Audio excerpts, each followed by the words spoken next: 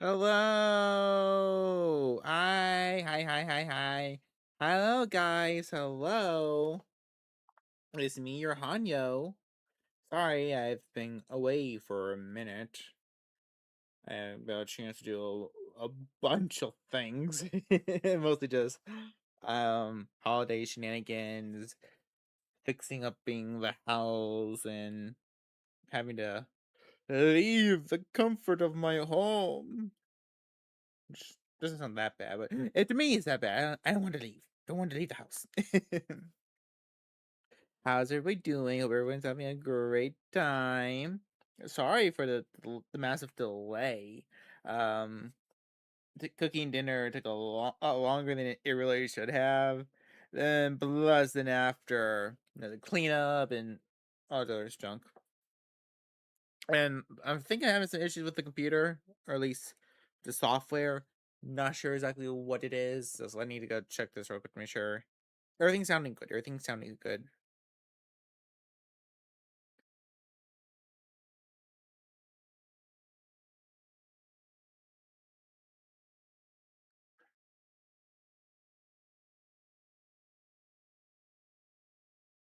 Okay, everything looks good on the streams. I click over to YouTube real quick just to watch it all.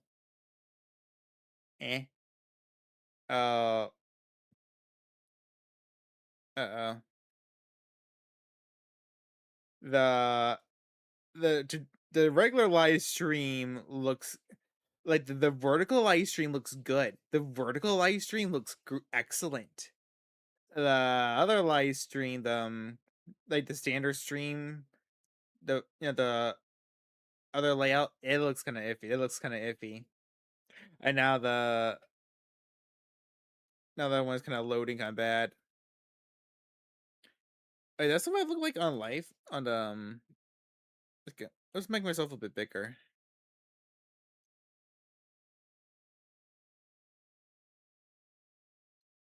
Ah, wrong one. Ah.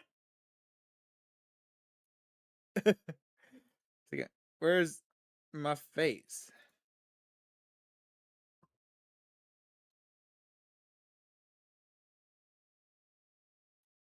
How does that look like? How does that look like? A little nicer, a little bit bigger.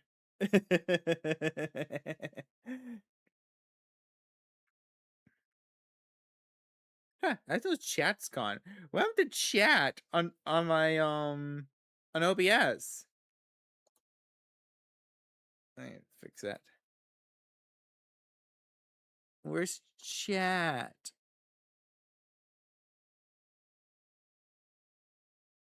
Lock dog, photo dog.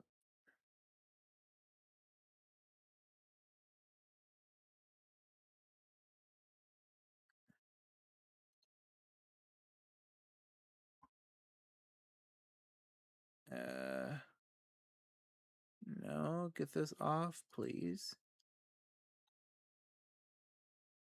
Oh God, no. Ah, shit. Where's? I, I just clicked off the. I just clicked off the. I just clicked off the the vertical stuff on OBS.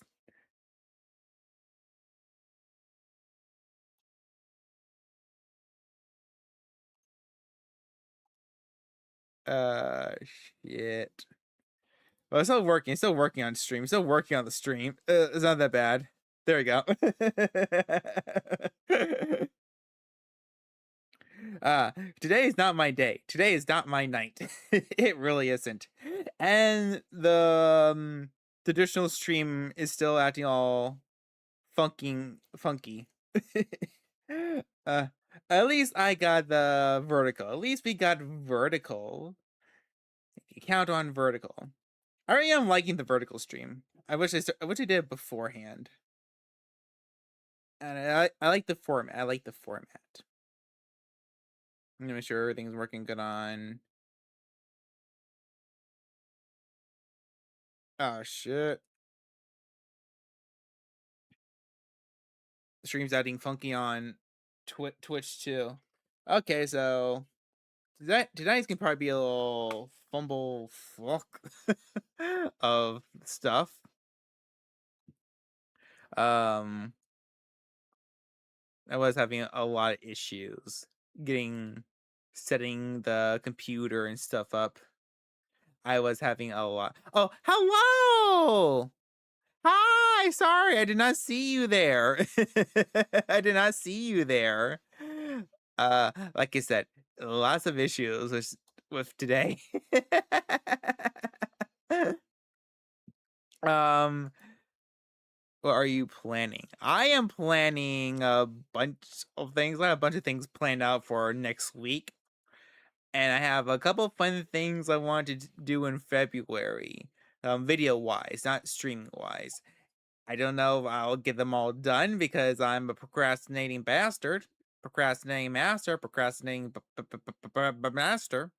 So not sure I'll get them all done, but there are at least two, at least let me count my head. At least 4 special videos that I want to get done for February. And I really, really want to replay these 2 classic games for February. I have the RCA adapter, so I can technically plug in my PlayStation 2. I should be able to plug in my PlayStation 2 and we can stream on that because I have at least one game I really want to play on that. And then there's one game I really want to play on the PlayStation 1, which I can just do an emulator, but I don't really want to do an emulator because I fucking have the game. I have the game. I just cannot find my PlayStation 1. It was in my room. It was in my room like for the longest of times. Then a couple years back, I guess when me and Mama Hanyo had to do a bunch of cleaning, it got lost. It's somewhere in this goddamn house. It's somewhere. I just don't know where. It is ticking me off. But yeah, there's a PlayStation 1 game. We're coming back, back, back, back, back, back, back, back, back, back, back, back, back, back, back, back, back, back, coming back. We're coming back. Let's see that how else. Let's see this how else. Helps. Belts, helps, belts, telts, melts.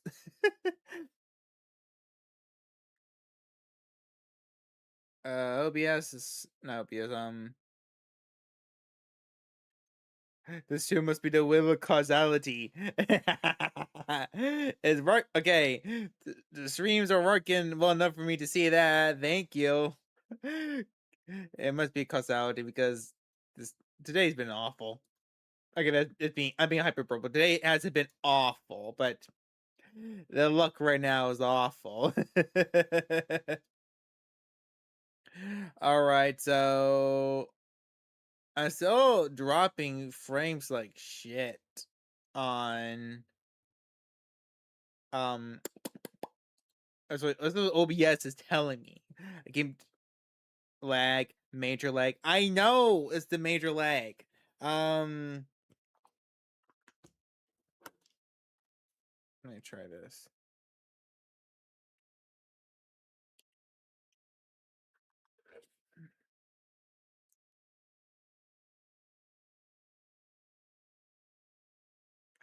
Let me. No, the one thing I did not try. Let me downgrade the. Let me downgrade the names for all names for all. God damn it! God damn it!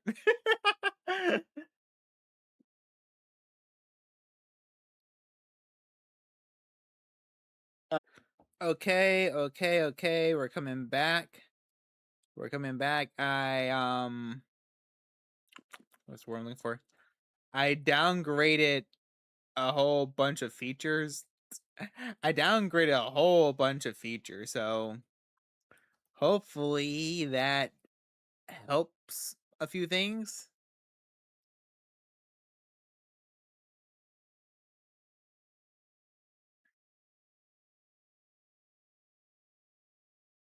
Watch now. Yeah, so sorry. Try to make sure everything's working fine. Okay, are we automatically reconnected to uh, yeah, yeah, yeah, other me, how are you going? How are you doing, other me? Uh-huh, uh-huh.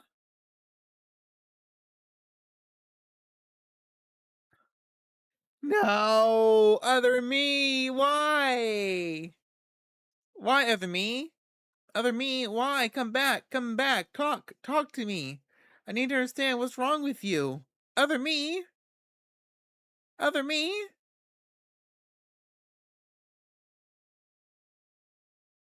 Uh-huh, other me?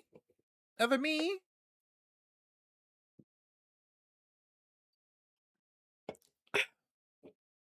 Okay, he's not being helpful. He's not being helpful. He's not. He's not.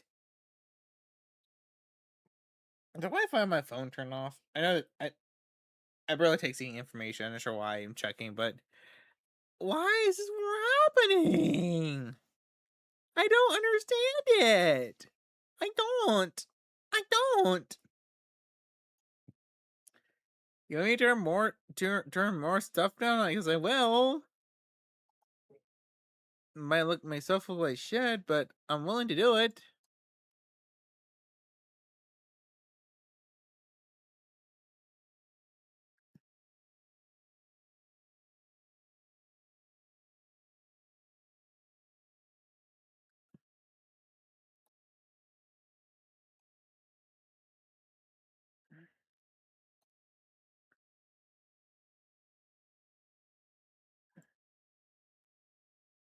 I'm not sure if I'm making a difference.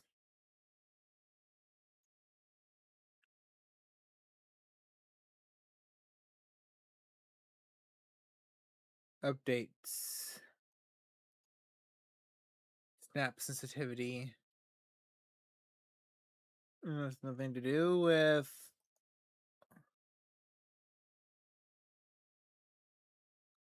How did I test this out again? Plugin manager, auto marketplace, output timers, not scripts.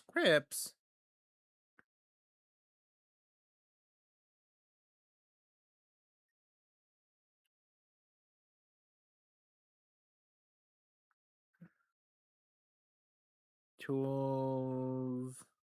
There was that one tool that helps you check out the data going through your thing. Haven't I haven't checked in a while. Forgot what it is. Forgot what it's called.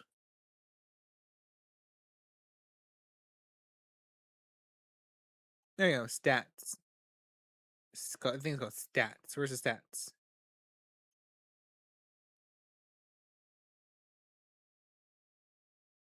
Wait, you gotta be kidding me. Open stats up on the other screen.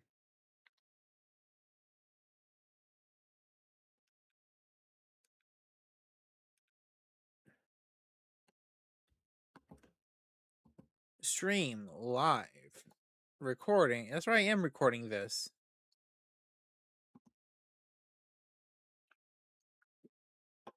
CPS usage 24%. FPS 50%. Alright, I can just show you this, guys, right? Forgot which screen I had that set for. Ah, there we go. Look, you see my screen now if you guys want to. Well, only the guys on the non-vertical stream. Can you see that, or is it too small?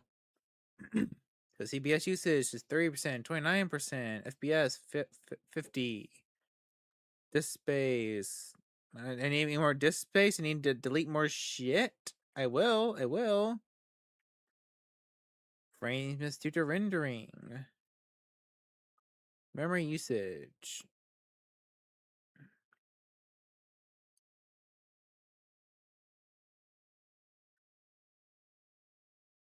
The stream is live. Yes, we are live.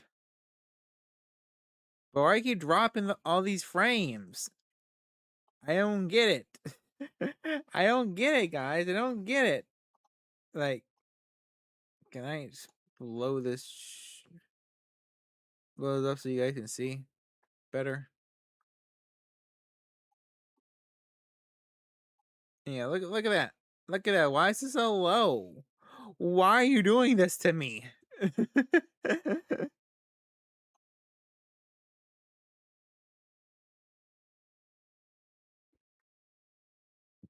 Why? Why? Are we good to go? Are we good? Are we excellent?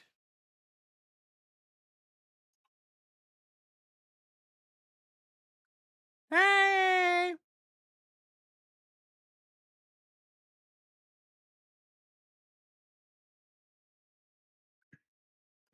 Are we good now? Are we better? Have things changed? It still says poor.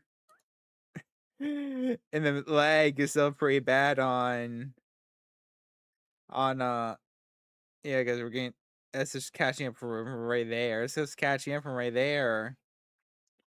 How's it? That's loading, I think. What about this? How bad does this sound?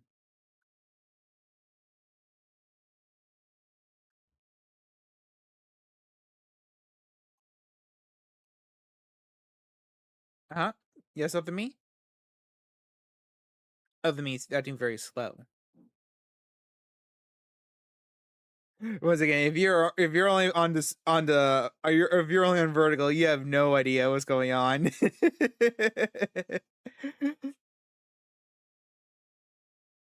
You know what? F it. I don't care anymore. I don't care anymore. I'm just gonna start the game. I've been pissing around for 30 minutes because OBS wants to be a little bitch. I'm just gonna play the game, lag or no lag, and I can't really help it out if it's like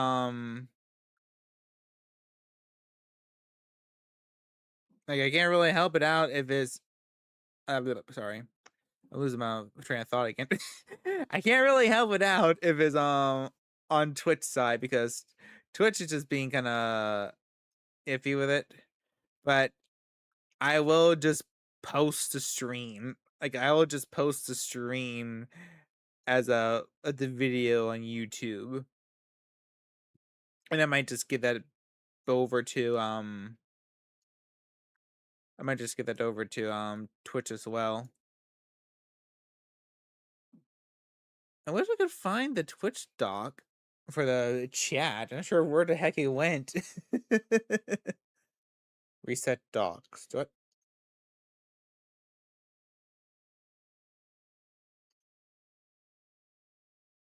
Oh god, what happened? Oh god, things just went wrong.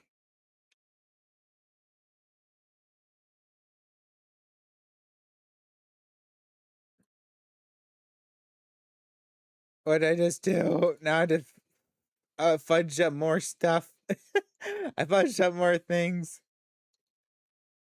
Yay, this is Hanyo, everybody. If you've never been here before, this is Hanyo. This is what happens. He just messes things up.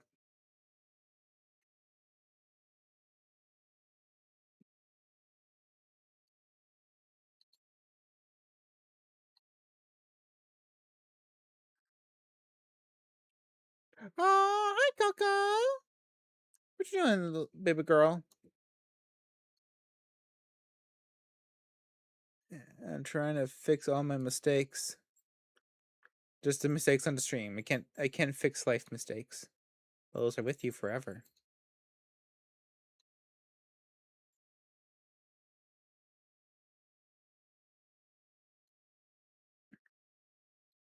I really feel like I should just probably just cancel the stream.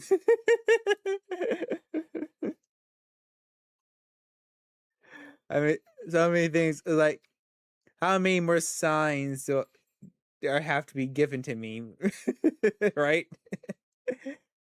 How many more signs do you need before you realize some being does not want you to do this?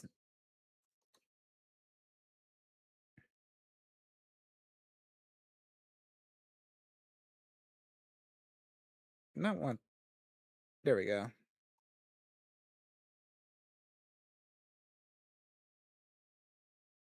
You know what? This will do. This my you guys can't see it. This step will have to do until I can end the stream and just um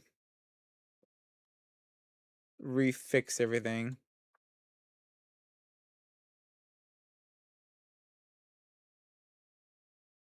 Give me that pop out chat because that's what I have to work with now.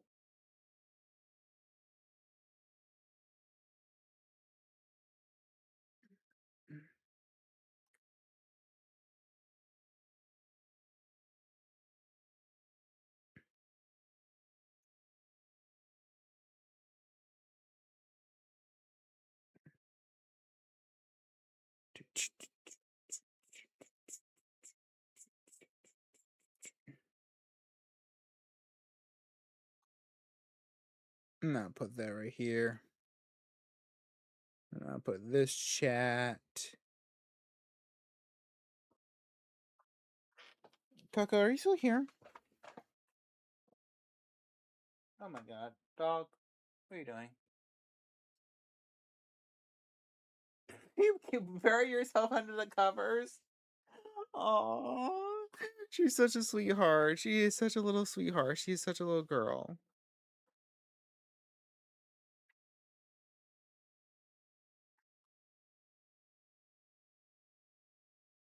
Is she sleeping? Okay. Oh, she's trying to sleep. So sleep with me.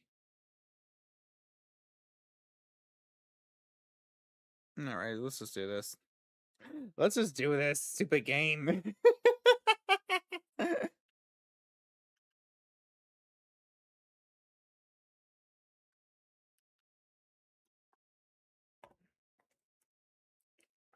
New game.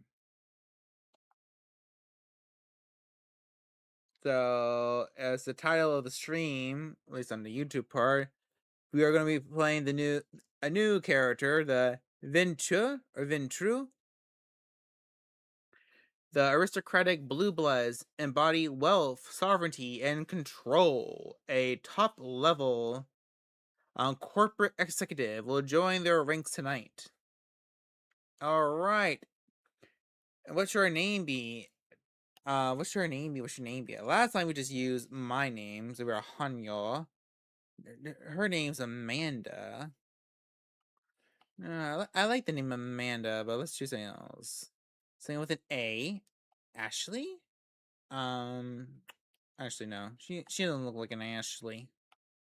Alice. Anne. Anne sounds good. Like Anne Rice or Alice from Twilight. Oh, Elizabeth. Emma. Oh, Emma sounds good. I like Emma. I like Emma. Or Emily. Now let's do Emily.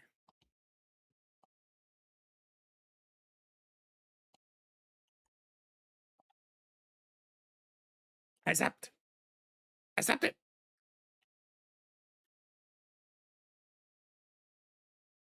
Am I recording this in vertical too? I don't think so.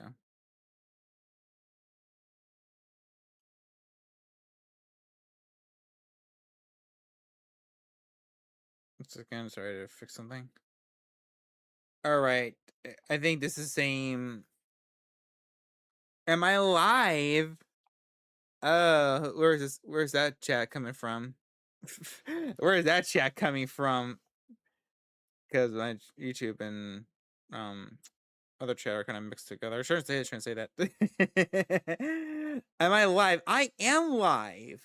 It's just OBS is being a giant dickhead for some fucking reason.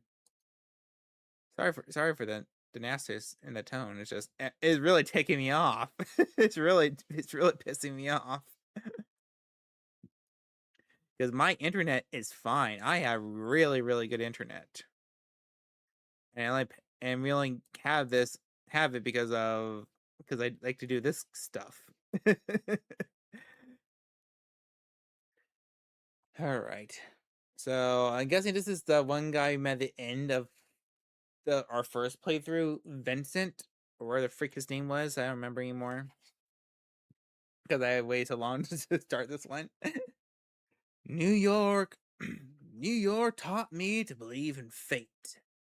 Had you asked me about fate back when I was human, I would have just told you it's just the superstitious bullshit that we are all designers of our own destiny. That belief shattered when the richest woman in the United States, the actual richest one, now a face you could have seen in the papers, of course, sank her teeth deep into my neck. The richest woman in New York, so I'm guessing that's, that's Sophie Langley. It happened in the very same place you're standing in right now. By the way, fate, you decide. Please, there's an absolute no need to be hostile. Just listen a little longer. See, my mistake was that I flew too close to the sun. Well, you're a vampire, so you really shouldn't do that to begin with. It makes sense that my punishment was to never see its glow again. I was in- inconsistent myself. I was hot shit. It all. I was hot shit at all. I had it all. Money, looks, confidence, connections, men, women, a career, and a spark in my eyes that one you need to be born with. That's when someone far more powerful than me saw my radiance and thought, that won't do. Gotta bring it down a peg, boy. She robbed me of the light erupting from within and gave me a subtle, enduring gleam in its place. She decided that would fit me much better. She was a ninth generation kindred, just like you, an apex predator. She probably enjoyed teaching me the peak of human excellence, my real place in the food chain. And it's such an eyesore when you look at some loudmouth braggart and see them for all they really are. The temptation to teach them a lesson can be unbearable, right? Well, my sire's lesson was a lesson about fate, a message saying you're eternally doomed to be at the mercy of your sovereigns. It's almost drove me to destroy myself. That, well, what saved me from was the ability to reinterpret her teachings. Hers wasn't a message of doom, it was a message of hope. Fate exists, and one can shape it given the right tools. My sire didn't believe my tools were fitting for the job. She considered them toys and me, just her amusing subject. Well, she's deader than dead now, and I'm still here, standing right where she stood when we first met. I have wondered. Sorry. You may have wondered how I've learned about your arrival to JFK Airport. My answer is, of course, destiny. As luck would have it, today happened to be a day some of my associates were inspecting the coffins. Driving you here straight from the plane and having you wake up in such an unfamiliar place was a little desperate, and I do apologize for it. But it is so rare for you to visit New York. 3 times in the last 15 years, was it? And you're never eager to inform me you're here. I understand you still have that meeting on the 53rd Street later tonight, so I'll provide a comfortable transport. I value our relationship very much, don't get me wrong. But it is precisely because I value it that I'm going to ask you to repay the favor you owe me. You're the only one I trust to do the job well and without attracting attention. You might think I'm crazy asking you to breach the rules of our society like this. You might think it's impossible to get away with it, unpunished. But this is New York, and I don't know about other cities. But in this one, fate really exists. And right now is smiling in your favor. This is how it begins. Okay, so yeah, we are getting a whole new beginning for our character. We're not a pompous artiste like in the first playthrough. Your phone rings. It's your boss. Again. The setting sun that filled your high-rise office an hour ago is gone. The city looks like an ocean of light from up here, spreading for miles to the north. You pick it up. You are about to call it a day. Forget about the world of fine tech and decompress at home. No dice. One of the investors wants to meet you. His voice, as always, the perfect mix of authority and sleaze. Authority and sleaze. Well, there we go.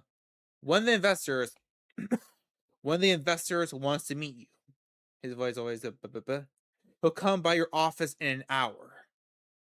You look at the clock. An hour. You gotta be kidding. Yeah. Yeah, I know, but stick around. He's a heavyweight. You want to make a good impression. Fine. You grit your teeth a little.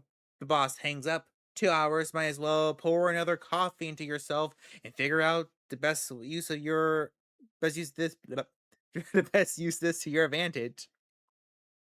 Fumble of the tongue. You suspect everything or everyone knows that you. God damn it. Doing that thing again. My brain is making up the words before my eyes see them. You suspect everyone knows that no, you're actually not happy with your current position. That, in fact, you feel squished against the glass ceiling that comes with the territory. Sure, your idiot superior might have gotten the job only because he's the CEO golfing buddy, but you're going to put an unholy amount of work into your advancement. Times where you laugh off the idea of staying at the office until 9 p.m. You had a partner to go home to, the mighty Netflix and chill ritual to perform, complete with pizza or Chinese takeout. Ooh, Chinese food sounds good. I haven't had that like in a month or two. Ever since you moved up the ladder, though, your hours have only gotten longer. Food, mostly at the company cafeteria, sometimes takeout, always in a rush. You praise the heavens for your crazy metabolism and dread the day it finally decides to give up. Oh, no. Hate those people with high metabolism. Damn you. No. Rests at this point, the cleaning lady who takes care of your apartment probably spends more time in your bedroom than you. Well, make sure she gets an hour's sleep. Give her a break.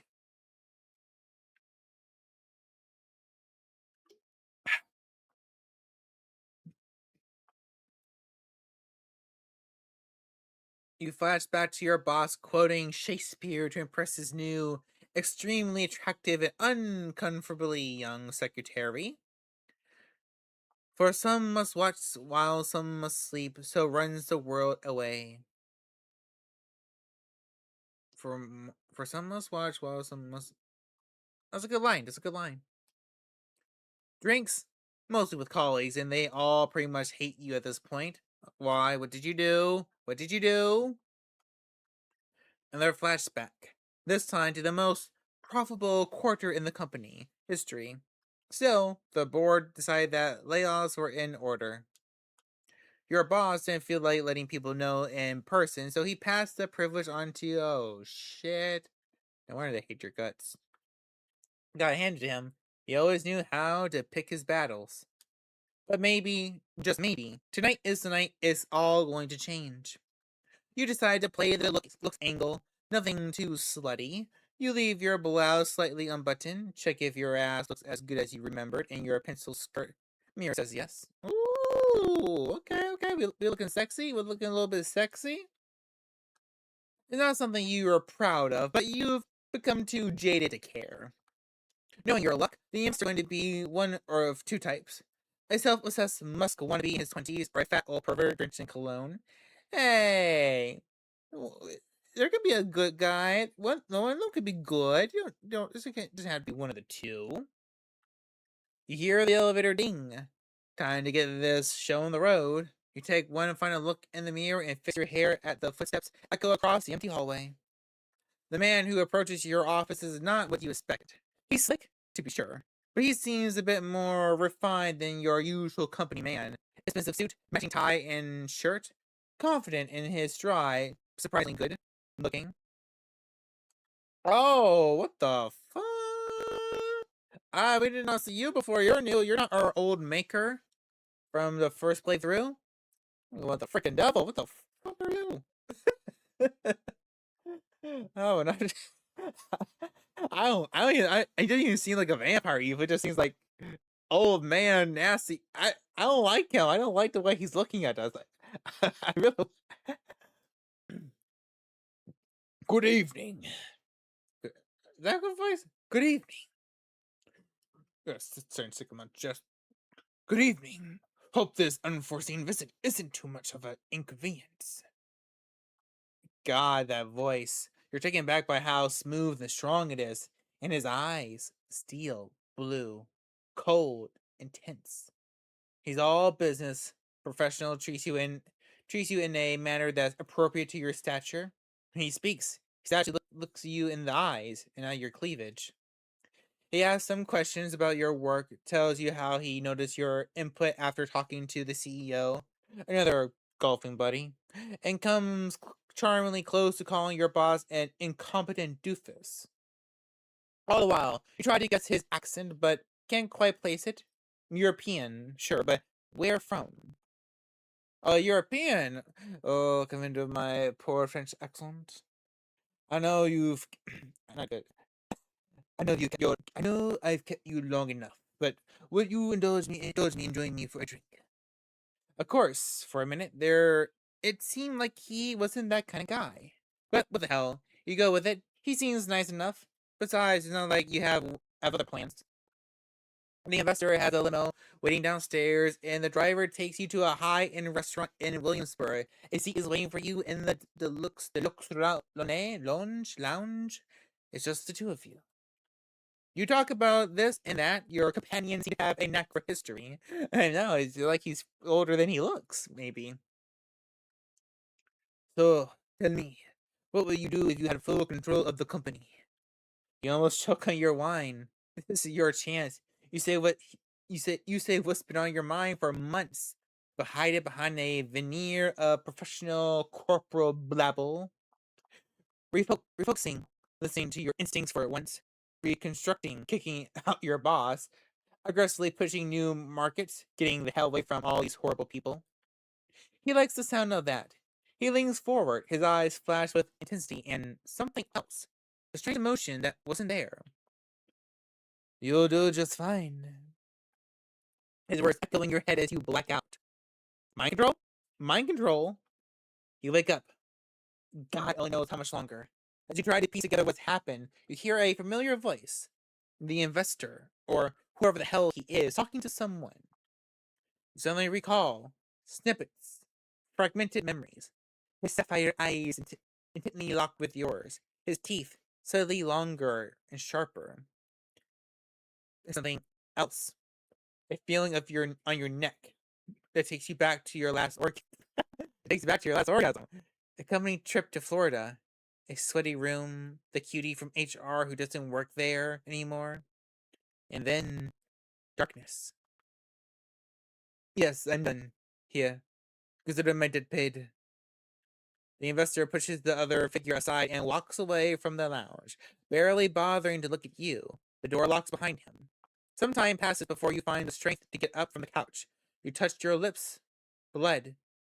Did that asshole hit you? You try to stand up, but your head is pounding and your stomach is like a heavy knot pulling you down. You didn't have that much to drink. He must have spiked your wine. This is bad. You frantically check your clothes. Pristine. Doesn't make sense. All of a sudden, a feeling hits you unlike anything else you ever felt before. You fall to the floor, withering in all-encompassing pain and hunger. The kind that makes your insides burn. That cannot be denied. You try to calm yourself down with a breathing exercise. They taught you some bullshit mindfulness, of course. That's when it hits you. You're not breathing. And holy shit, your heart should be jumping out of your chest with that realization, but it's not moving. Not even a beat. The door unlocks, and you hear a startled voice. A young man in a waiter's outfit, his accent thick with an Eastern European harshness, leans over and asks if you're all right. For a brief moment, you wonder what the hell is he doing here. Everything is wrong. Then his smell reaches your nostrils. It's intoxicating. Everything feels right again. He holds out his arm to help you stand up. You grab it firmly with both hands, and then you bite down. Your teeth sink right next to the old school pen tattoo of Rita Hayworth on his forearm. It takes you a moment to process what you're doing. A part of you wants to break away, but a stronger voice implores you to keep drinking. When things becomes clear, you are definitely enjoying this. He struggles a little and quickly falls to his knees. We can see his eyes now, pale blue and confused. Oh, poor baby. You only bring yourself to let him go once he collapses onto the floor. Ooh, that's a nice image. Your bite leaves a mess on his forearm. Poor Rita, all bloodied, missing half her face. Did you just drink this guy's blood? Was it yummy? Did it taste good? Did he have a unique flavor to himself? Why do you look like he's dead? You just took a little nibble. He spit out a piece of torn flesh. Why? Where? What was in that fucking wine? Barely able to focus, your heart and your lungs still motionless. You reach for a phone and dial 911. 911 operator, what's your emergency? My heart stopped. I can't breathe. I killed someone. I killed somebody. Well, okay, first, honey. Was that condescending? Was that condescending if I called her honey and I don't know her? Was that condescending? Was I trying to be? Was that condescending? Okay, first girl. He didn't kill him. We just took a nibble. He's fine. He's in shock, just like we are. Well, we can't we don't need to breathe, but we did smell him, so we can't. Our nose does work just differently. So I'm gonna go with our heart stop. My heart is not beating. Ma'am, where are you right now? The door to the lounge swings open. The man who enters is not the one that brought you here, though there are similarities. He's tall, for one, broad-shouldered, handsome, dressed in an immaculate suit, but his skin is darker, and the look on his face tells you he's not here to negotiate a deal. Is it him? Is it our boy the sheriff? Is it our boy the sheriff? He notices the smartphone in your hand. It's our boy! Pass me the phone if you want to live. The man's voice is persuasive, calm, but carrying clear a threat. He got the aura of a vicious, affectionate corporate shark. You find it hard to argue with him. Ma'am? Hello? I apologize for wasting your time. My new colleague got drunk and is now trying to impress everyone with her antics. Good night. He disconnects the call and places your phone in his pocket. For whatever reason, you can barely take your eyes off the stranger, a hypnotizing as his presence is, though it is also highly discomforting. Good evening, miss. I'm here to pick you up. Pick me up? Call an ambulance. Who are you? I'm your guide through this perilous night. The stranger approaches the waiter and examines his body. Critical condition, but he might live. Anyway, he then sets his sights on you. I know this is all new to you, but I dealt with hundreds of strays like you. And going by experience, they tend to fall into two categories. First, you're the smart one. He said it the first time, the first playthrough. And then there are the dumb ones. The punks who thought they could take me on. The wise guys who tried to contact somebody secretly and without permission. The troublemakers who tried to run off or make a scene. None of them got to their destination in one piece. In fact, most of them never reached their destination at all. His voice becomes slightly bored and monotone. You can tell he's given this speech before, likely dozens of times. You see, while I generally consider myself pretty smart, I'm also a Mets fan. It's one of my true weaknesses. One that inspired me to come up with three strike system when dealing with punks like you. If you get on my nerves once or twice, well, I understand. Not all of us perform well in stressful situations. But cross me 3 times, and you're out. No excuse, no forgiveness, no mercy. As he's talking, he slowly approaches you, adding a bit of theatrical swagger to his walk. Eventually, he leans in, deliberately invading your personal space. You realize it's a test. He's daring you to do something about it. 3 strikes, and you're out. Say, I understand, sir. Now. Every atom in your being screams for you to obey his authority. I understand, sir. Fuck you.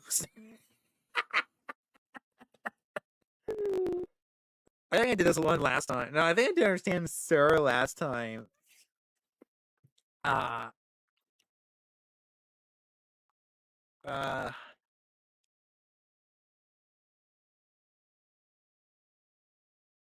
this one. Can you please just tell me what's going on? No. I thought I made myself clear. Strike one. Oh no. Moving on. Is there anyone you want to inform you of your current situation? Tell them you're all right. He flashes his fangs briefly, and for some reason, the sight sends a chill down your spine. There is something very wrong about him. Someone closest to you. My boss? There's no one. Uh, what? We don't hate our boss. We kind of hate our boss, so there's no one. The stranger squints at you. No family, no lover, no friends, nothing. A job. You're a blank stare tells him the whole story. He immediately stops crying and gives you something even worse than a look. Worse than a look of pity, a look of honest compassion. Well, that makes things simpler. But let me be crystal clear, just in case. From this point on, you are subject to different laws than the ones you grew up under, and you will be watched by many eyes to ensure these laws are respected.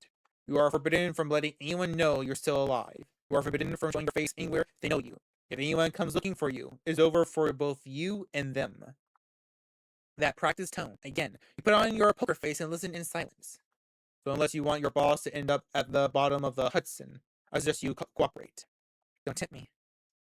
He smiles, revealing his fangs again. There's something absolutely sickening about it. Suddenly you feel overwhelmed by a sense of exhaustion. You pass out.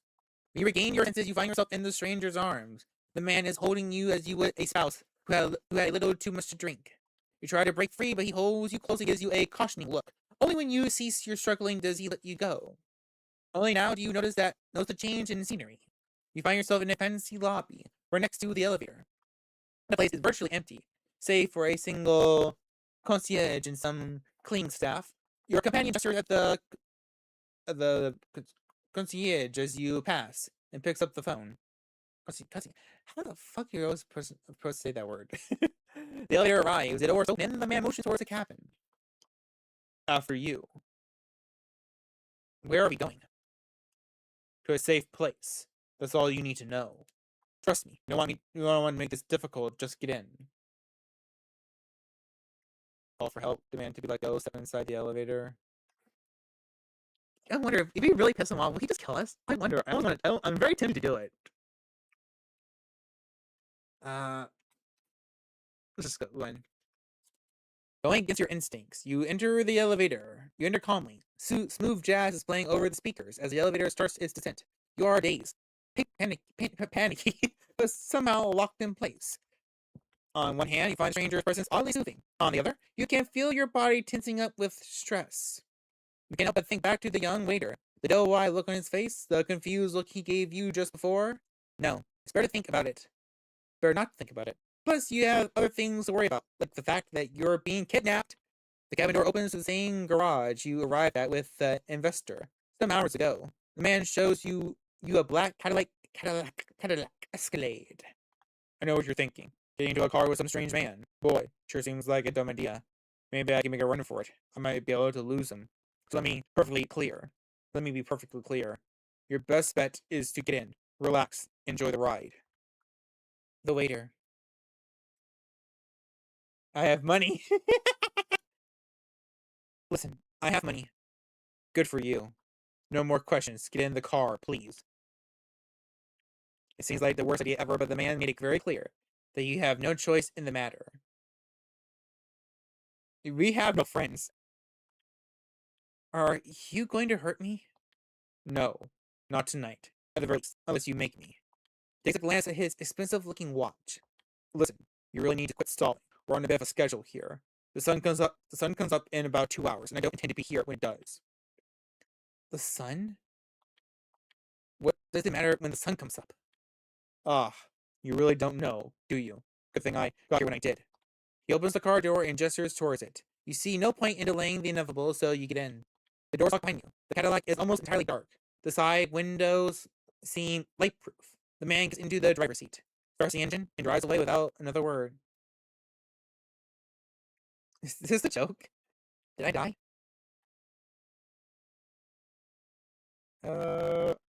Please, tell me, is this some kind of sick joke? He sighs. Not a joke. Not a prank. You're not on candy camera. The sooner you come to accept it, the better. Yeah, cause it makes kind of sense. Like we play her as the strict business lady. She probably wouldn't. Her first thought wouldn't be a vampire.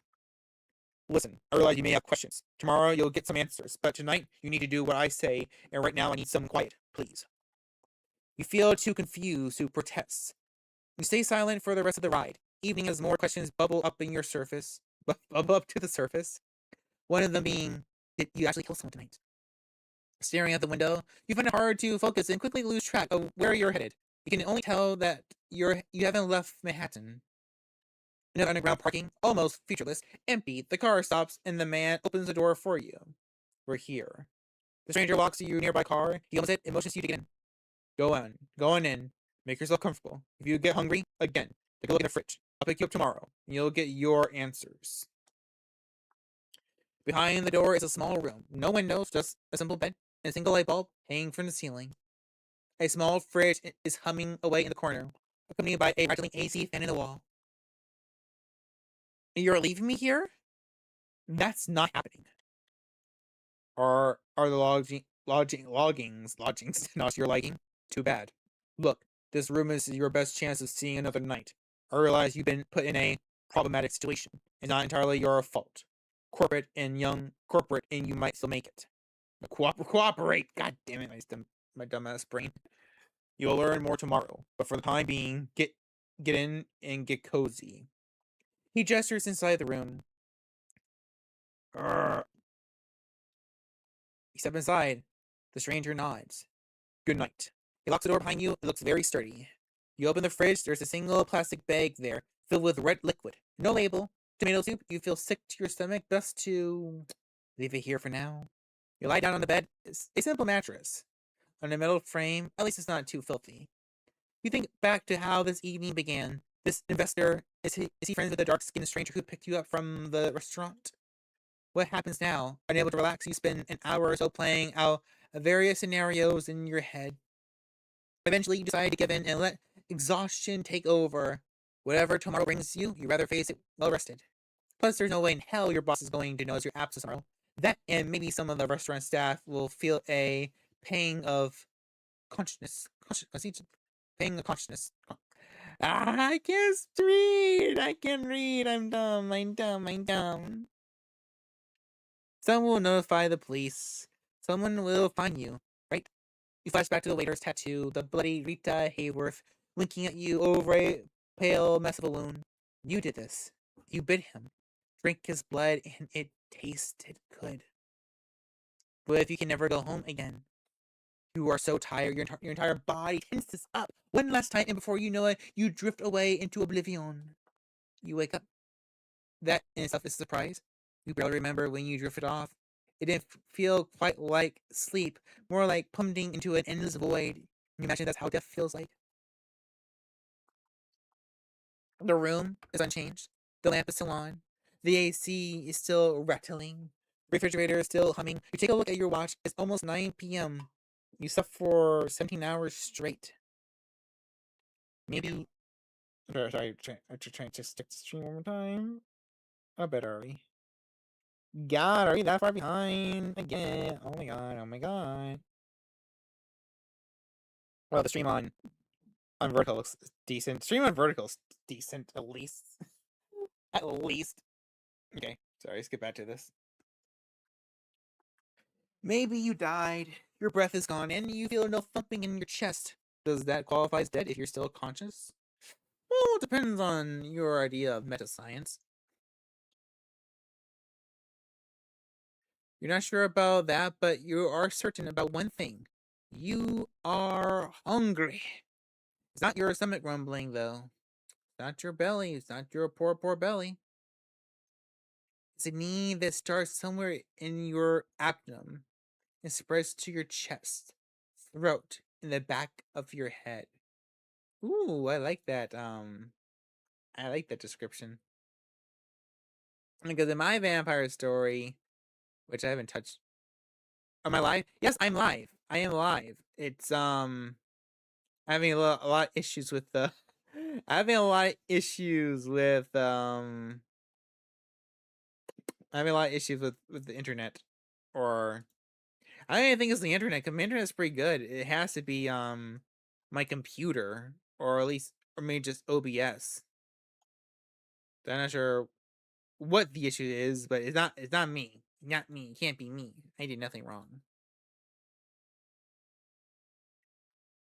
Yeah, because it was. I forgot what I was supposed to tell you guys.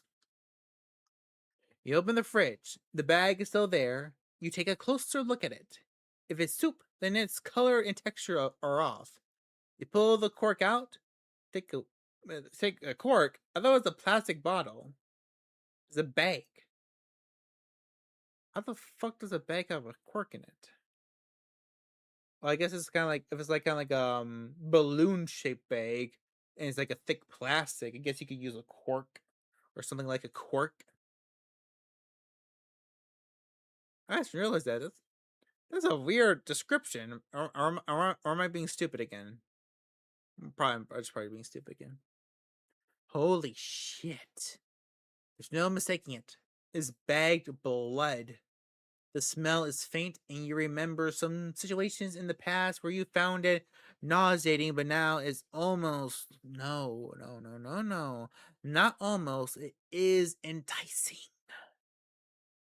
Put the bag back. Drink it. Give in to the thirst. It feels wrong, but right now there's barely anything in your life that doesn't. To hell with it. You pour a bit of the liquid into your mouth. It tastes like shit.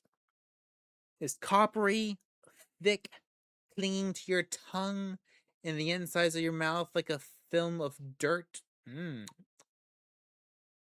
feel like I'm getting hungry. You swallow hard regardless. The taste is foul, but somehow you kind of want more. It's not sweet, it's not burning. It's not sweet, come on. You should find it sweet and enticing. As you take a second sip, sucking the blood out of the bag, you feel something pull on your insides. You double over. You're going to barf. You instinctively cover your mouth, looking for a place to vomit before you find a dark red wave washing over your hands and fingers. It hits the floor, splattering in huge, thick drops. Why are we throwing up the blood? We didn't throw up the blood in the first playthrough when we were playing the artist clan guy. Where clan he was supposed to be, I forgot.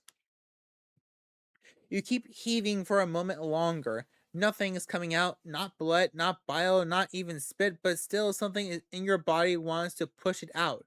Push it all out, every last drop. As you recover, trying to wipe droplets of regurgitated blood from your dress, you hear the lock click and see the door open. Staying there is the well-dressed stranger you met yesterday. Immaculate suit again, that predatory look like a hawk on the hunt, but somehow more relaxed tonight. So, like a tame hawk. Maybe. Good evening. How was... He knows the splatter you notice the spatter, the patter, your red hand, the sick look in your face. He barely contains the smirk. Oh, was the catering unable to satisfy your exquisite tastes? Apologies. Why do we? Yeah, I'm about to say. Why did we throw up the blood? We didn't throw up the. Yeah, we didn't. Yeah, we didn't throw up the blood before. Is she because she's a different type of vampire? Is the blood too old, so it's no longer refreshing? What's the reason? What's the reason? Or did we throw the blood in the first playthrough? Now I don't remember. I don't remember. That was foul. Was that really blood? We already know it's really blood. From drink to this one. It was terrible. Probably the worst thing I ever tasted. Aren't we picky eaters? Spare me your complaining. Come on, we got places to be. I should have some water and a towel in the back of the car so you can clean yourself up. The car is humming in the empty parking lot, just outside the door of the cramped room you have spent the day in. The man motions to it, politely, but with a stern look on his face. Rush to stranger, get inside the car, hijack the car.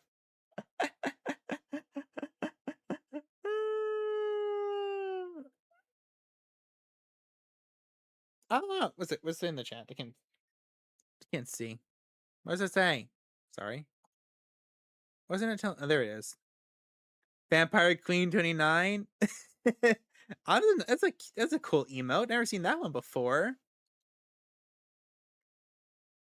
What should we do? What should we do this time? Because the first playthrough when we were playing the artist type, I made him pre-passive. I kind of want her to be a little bit stronger. So she was being cooperative, but a little feisty about it. Rush the stranger, get inside the car, hijack the car. Yeah, but I think I know the sheriff. I forgot his real name. I know sheriff. He is a no business bitch. If we fuck up too much, he will kill us. Like I'm certain the game will end early if we push him. Rush him. Get inside. Uh, which one should we do? Which one should we do? Which one should we do? Which one should we do?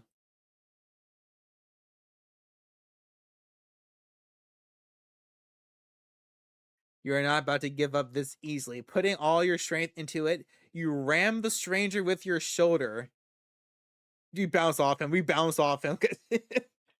Or at least you try to. Oh no. Oh no. Oh no. Oh no. Oh no. Oh no. Oh no. In the blink of an eye, what seemed like an easy target is outside your path. You stumble and need to grab the car to stabilize yourself. You hear a sigh and look at the disappointed man. And you are doing so well. I thought we had an understanding. Alright then. Let me explain this once more. Listen closely. Oh god, this is strike 3. No, this is strike 2. This is strike 2. You can either come with me willingly, or or stake stake in the back of the car. I will make sure to tell my superior which option you picked. I can tell you right now, she will not like the latter. Okay, okay, that's fair. That's fair. I believe you.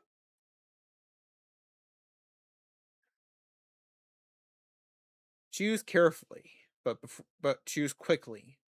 I wouldn't want to be late on your behalf. Oh, you're right. You're right. You're right. You're right. I fucked up. This is my fault. This is all my fault. Let's just get inside the car. Fine. Have it your way. Excellent. Get in. You take the back seat again. The door locks. The stranger takes the wheel and starts the car. You drive in silence for a while. From time to time, you keep trying to catch a glimpse of familiar streets or landmarks through the blackened windows, but it's little use.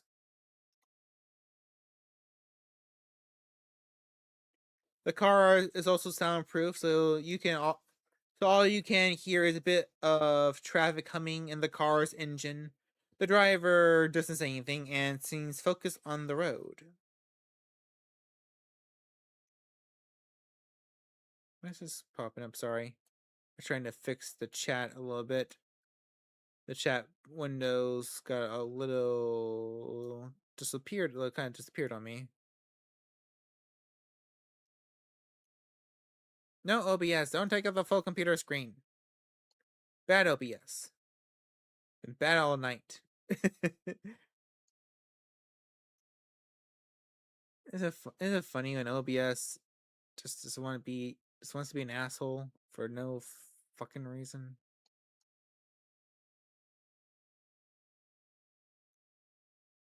Sorry guys, 1 second, 1 second, 1 second. Okay, this works. You didn't have time to think about it before, but you realize now that you're hungry. No, not exactly. It's not a rumbling stomach that grabs your attention. It's a need that starts somewhere in your abdomen and spreads to your chest, throat, and back of your head. Where I got the dialogue box. You become restless. This is essentially a kidnapping.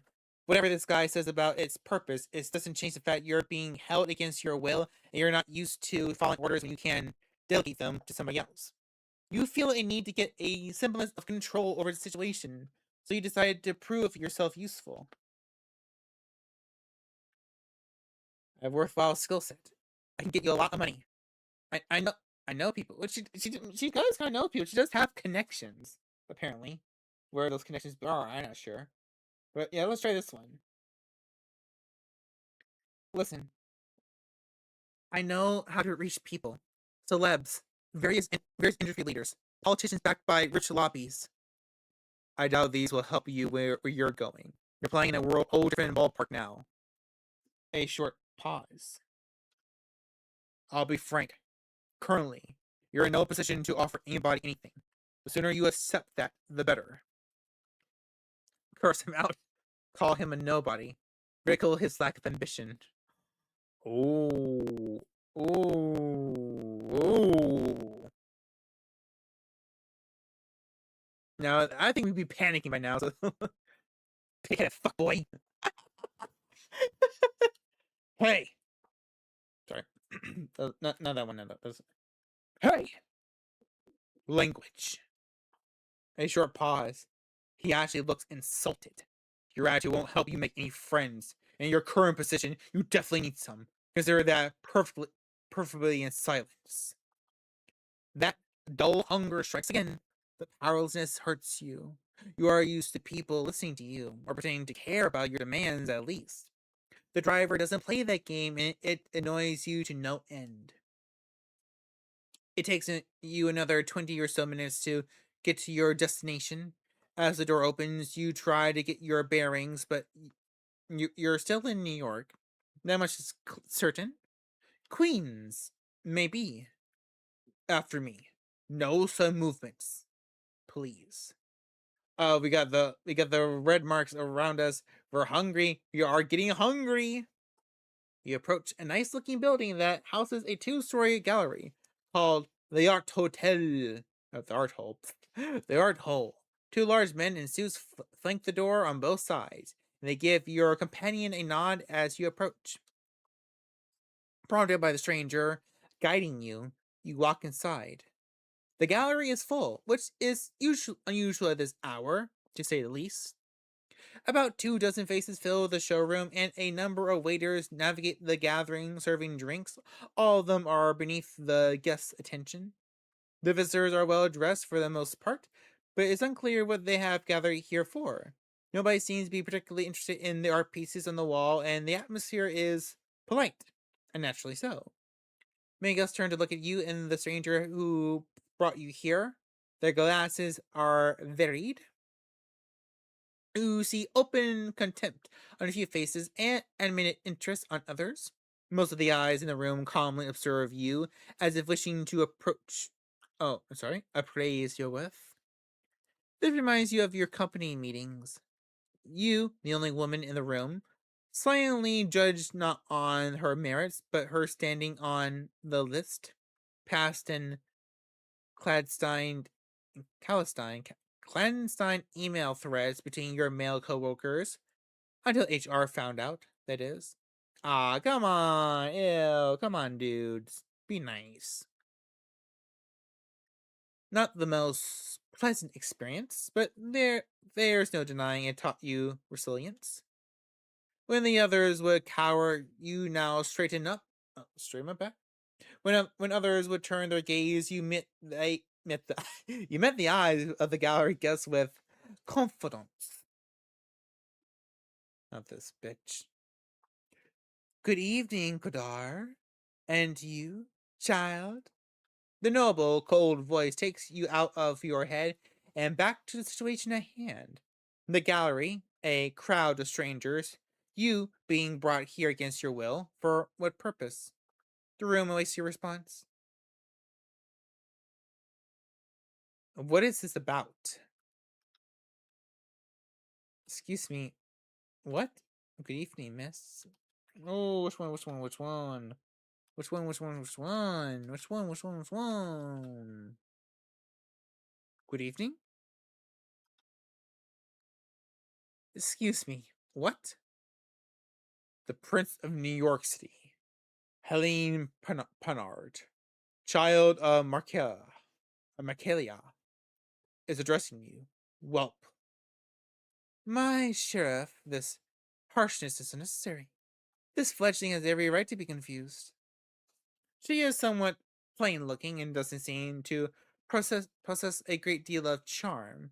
But still, the entire room is intently focused on her voice. She has influence over these people, that much is clear. You may address me as Prince, child. I realize your introduction into life was abrupt, and I understand your sire left you shortly after.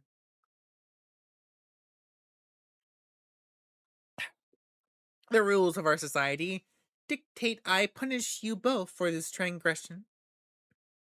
A murmur of agreement, maybe, can be heard from the gathered audience, but I am willing to listen to what our loyal sheriff has to say about the circumstances of your embrace first. Embrace? Is that an is that, I know that fucking word. Euthanism. Euthanism. Is that what you're, embrace? Is that what you're calling drugging a woman and raping her in a private lounge? And you want to punish me for it? The embrace is much more than that. I shall inquire about how it happened later. First, we need to hear what the sheriff has to say. You are about to be judged by the court of New York City. Kodar, please tell us how you found the fledgling and what happened on your way here. Court? Prince? Is this some kind of secret society make believe? A trusted informant who has chosen to remain anonymous at this time tipped me off about a suspicious kindred appearing in one of our domains. Upon investigating, I found them gone, but this fledgling remained in their place. A reservation made in the private lounge of the Parsion. I hate speaking. Suggests this one sire had plenty of resources to spend. However, they are apparently also well connected. I lost track of them. Despite some reservations, she offered little resistance last night and cooperated on our way to the safe house. I was pleased to not have to force her compliance. Opening the door to the safe house tonight, I was greeted by a most disturbing sight of her drenched in regurgitated blood. Apparently, the bag supply we kept in the fridge was not to her liking. The remark elicits a contemptuous chuckle from one of the gathered guests as they note the remains of the blood on your skirt. It was not an elegant sight, but that hardly matters, I suppose. Moving on, I was hoping for a sustained cooperation on her part, but when I came to retrieve this fledgling tonight, she attempted to overpower me. Fortunately, she saw how futile the attempt was and decided to join me on her own violation. During our drive here, she showed me her fangs, metaphorically speaking, posturing as if we were equals, insulting me if I didn't work. He remembers! Oh, fuck, he actually remembers! Your actions may have consequences. They actually did. I refrained from causing her physical harm, but I expected her ego might be still a bit bruised. He looks at you and flashes a nasty smile. The story ends with us arriving at Elysium tonight. All eyes are on you again. You take a special interest in one of the faces. It's a beautiful woman with curly, almost blood red hair and a dress to match. You see her whispering to some bespectacled man with an absent-minded look on his face. Who is she, you wonder? Thank you, Kodar. I take to note of this fledgling's behavior and will take it into consideration later. She turns her attention to you. First, there is the matter of your sire. The person who brought you where Kodar picked you up from last night. Who are they? Meow for super chat. I don't have super chat, but meow, meow, meow, meow. Thank you, thank you, thank you. A handsome businessman and an entrepreneur, acquaintance of my boss. I think, good looking, pale blue eyes and some gray in his hair, charming, abusive, cold son of a bitch. Hello, Cogs! Hello! Hi! Hi! Hi! Hi! Hi! Hi! You probably cannot see me. You probably won't get that high because of the lag. We are getting a very, very bad lag. In fact, I'm looking at all the streams I have open. And the only one that's close to getting where I'm actually playing the game is the vertical stream on YouTube. I'm not sure why. That one is actually getting a good closeness.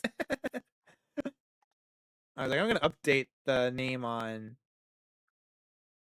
Yeah, let me go back to the creator dashboard real quick.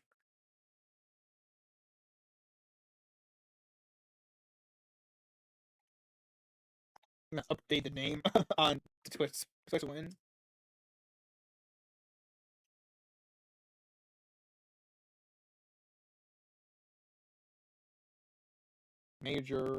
Major lag.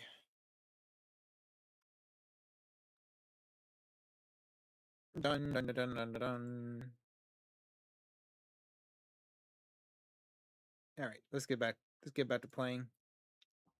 Oh my god, it's 1:14. It's 1:14 where I am right now. Shit. I'm not being that loud, but I still don't want to be too loud because um small apartment neighbors. So where the frick were we? Where the frick were we? Worry, turry. Oh, let me pop this shut out. So I can pull that down and keep this over here. I didn't think about that earlier. You good, Coco?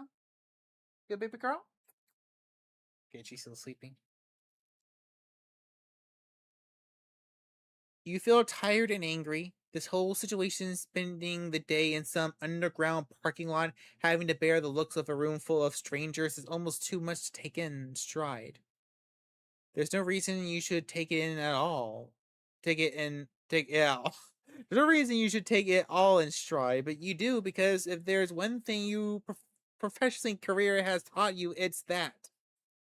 All because that asshole, whoever he was, he never even gave you a name or a card. Nothing. Well, Kadar, does that sound familiar? No, it does not. Or at least not familiar enough. I will continue the search after we're done here. He talked to somebody at the restaurant. That man, he talked to somebody at the restaurant before he left. I can't remember what he said, but he wasn't alone. Maybe that's a lead you can follow. Did he now? That is interesting. I do hope the proprietor won't stay mad at us for losing one of his staff.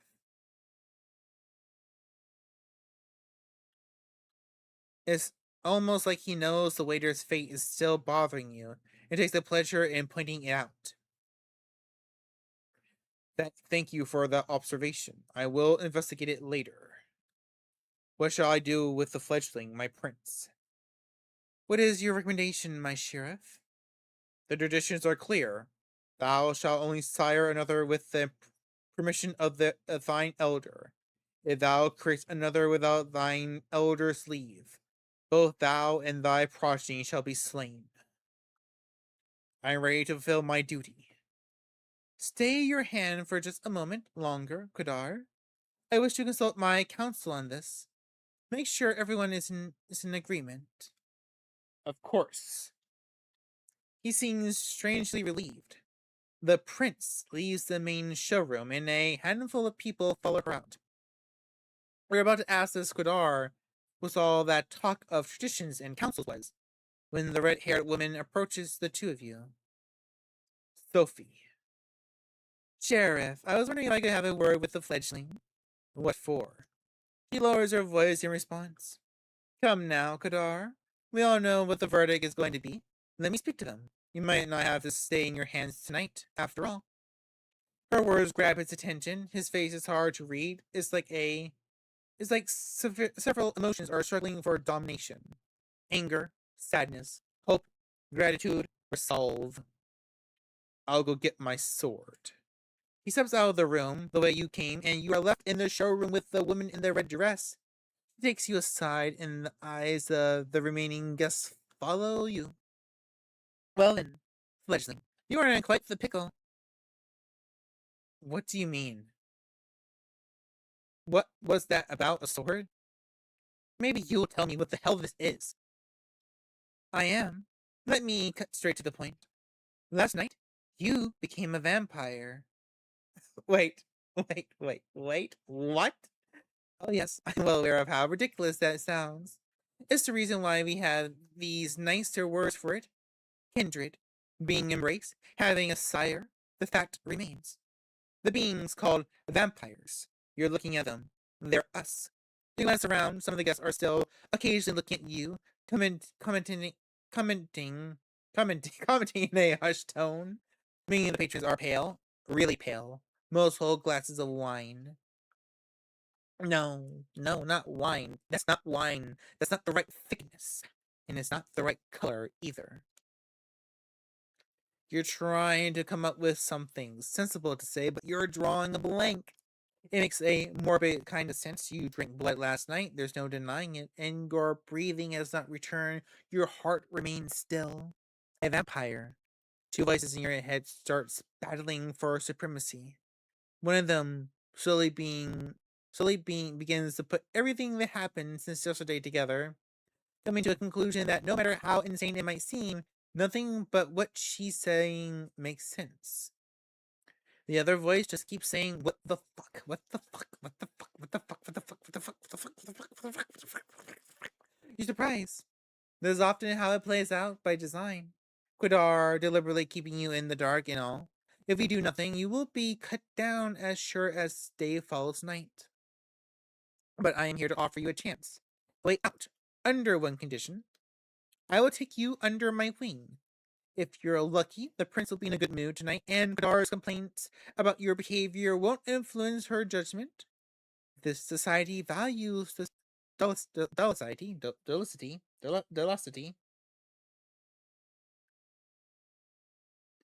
She might agree to this. Tired. She might agree to this, but only if you swear fealty to me. I am not making this offer lightly. As your patron, I will take responsibility for you. Your actions will reflect on me. If they reflect negatively, well, I will make sure you face the consequences. How will you convince the prince? You're saying the prince might have other plans for me. What will you offer to convince her? You'll see it yourself. Hopefully. Know this. There are certain traditions and a history of our society in the city that I can tap into. My word might not carry that much weight, but it is not easily ignored either.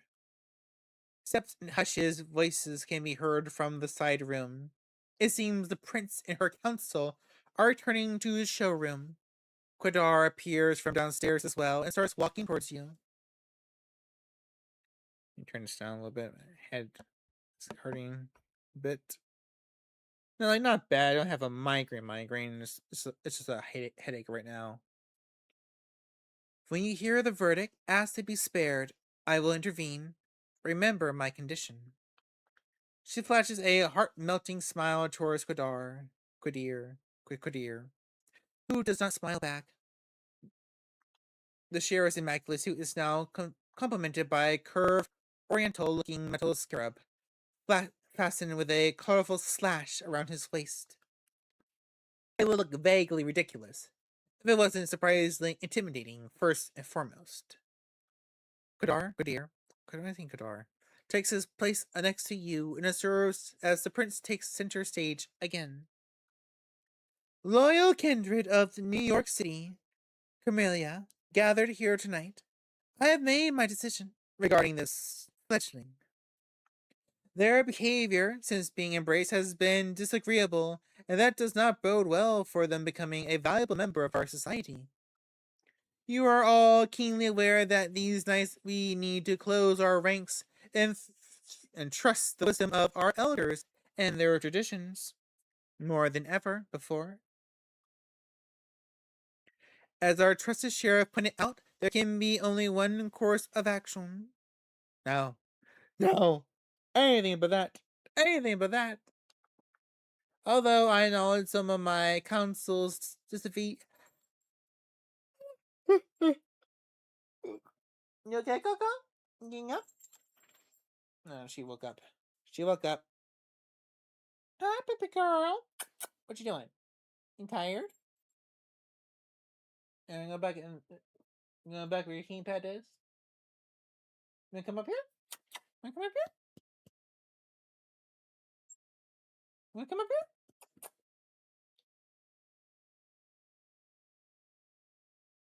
She's scratching herself. Why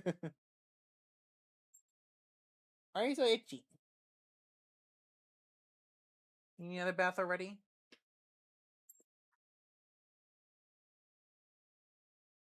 What's wrong? Okay, she doesn't want to come up here.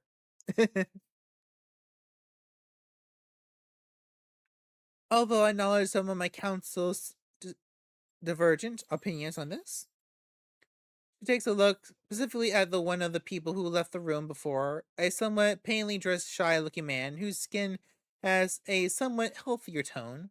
He bows his head in deference. I hold the final authority over this fledgling's fate, and I declare that while their embrace might be the sire's responsibility, and their absence is their progeny that shall be punished.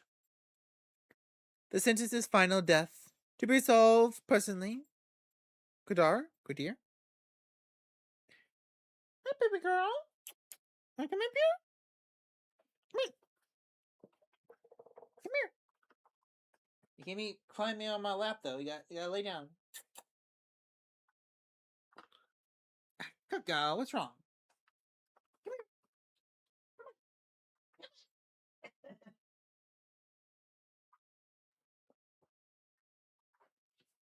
You gotta lay down though. You gotta lay down, okay?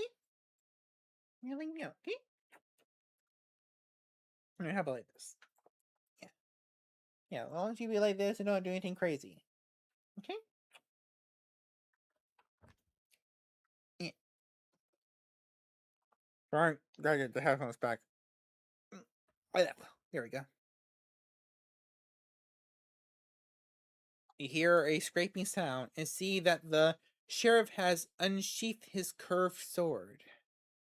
It's a beautiful, detailed blade which you expect must be worth a small fortune. Its apparent sharpness makes you freeze up. Two bouts. No, 2 outs. Bottom of the ninth. You're not make jokes before you're about to kill me. His quiet mumble is audible to nobody but you. As his eyes meet yours, you note just a hint of sadness in his countenance. Countenance. One that quickly vanishes to give way to grim determination. And he's out to bat. You will not get another chance to speak up. Ask for mercy. Escape the gallery.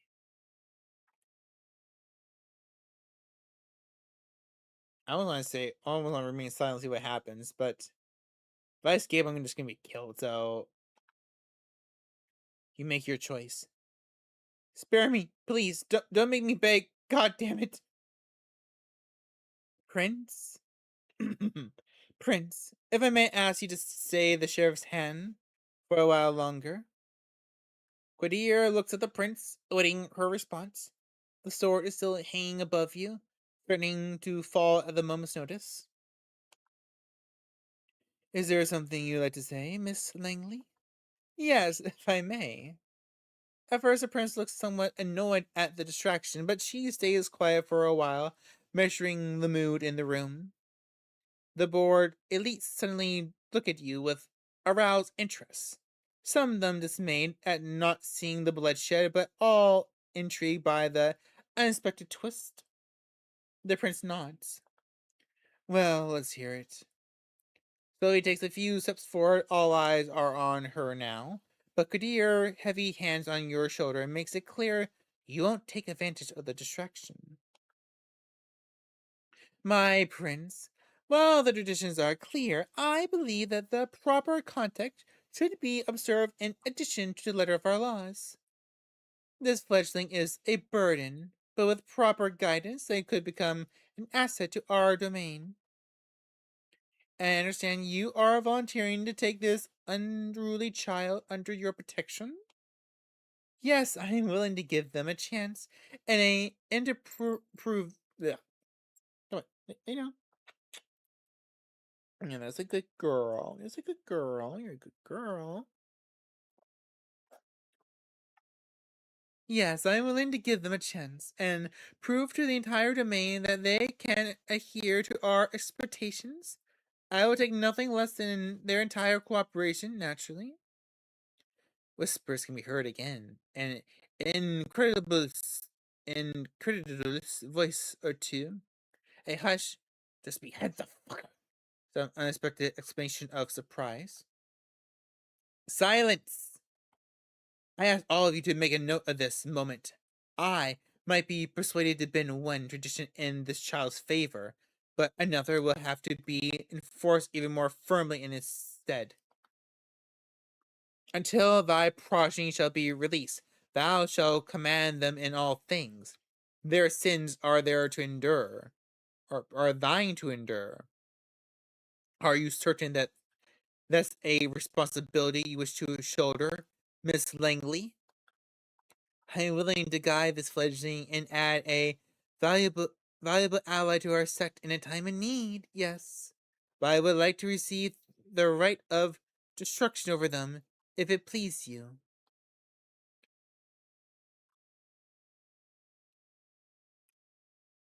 Yeah, we're begging. We're corporate lady. We're a corporate lady.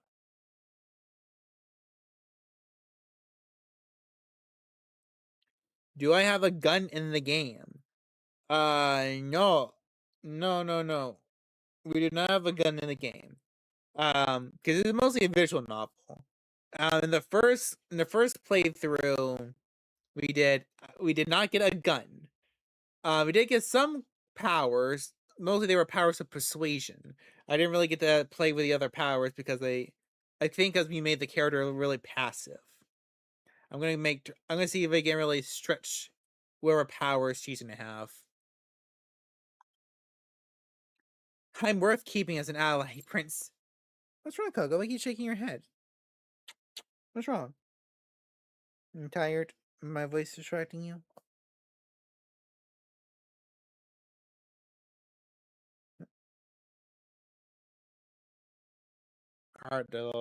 She's a little chihuahua. She's being very clingy. She's being very clingy. She probably wants to go to sleep. She wants me to lay down with her. I am worth keeping alive, Prince. Give me a chance to prove myself. That remains to be seen. I do take notice of your tenacity.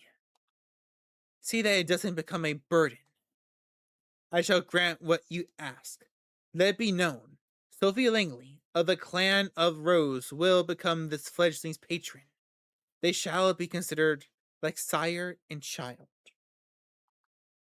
Miss Langley will take full responsibility for them, and I grant her the right of destruction if she sees fit to use it. Let my intentions be clear. However, if I am to turn a blind eye to one of our most important traditions on this occasion, I expect it to be beneficial to the Carmelia. So certainly so. Hope you find this verdict satisfactory, Miss Langley. Of course, Prince. Thank you. Very well. She turns to you. What is your name, child? Uh, Emily. Yeah, these ones don't make sense. We're Emily. We are the vampire Emily. The newborn, the fledgling, who's gonna change New York. Welcome to the Carmelia, Emily.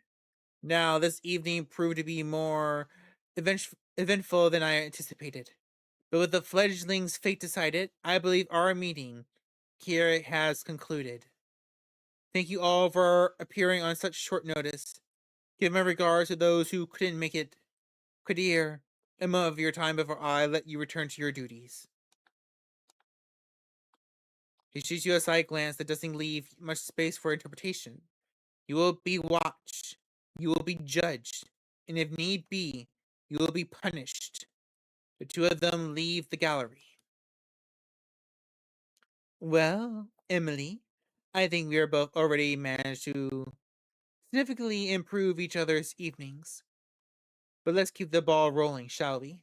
I think we should have a toast. We should have a toast to this new fruitful partnership. She raised her hands at one of the well-dressed waiters, they're fucking waiters, who have now appeared in the showroom to refill the guest glasses.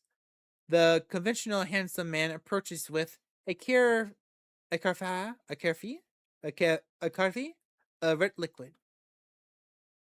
The memory of throwing up in the safe house is still fresh in your mind, and the idea that it could happen again is almost enough to reject the drink altogether. But there's no denying you want it. You need it. I remember what Kadir said about your misadventure before getting in the car. Some of us have more delicate palates than others. Try to take a small sip. S'il vous plaît. Freaking French. Silly, silly, silly, vous plaît. He pours into two tall glasses. You can barely wait until he hands you the drink. Your attention is full on it. The fact that it's blood, you are certain of it, doesn't faze you this time. Aw, he's already getting used to it. It's difficult to take just a sip. Even though the taste is as foul as before, you are tempted to down the whole glass in one go. You wait before taking a second taste. You glad you did. A feeling like heartburn signals that you can't keep it down.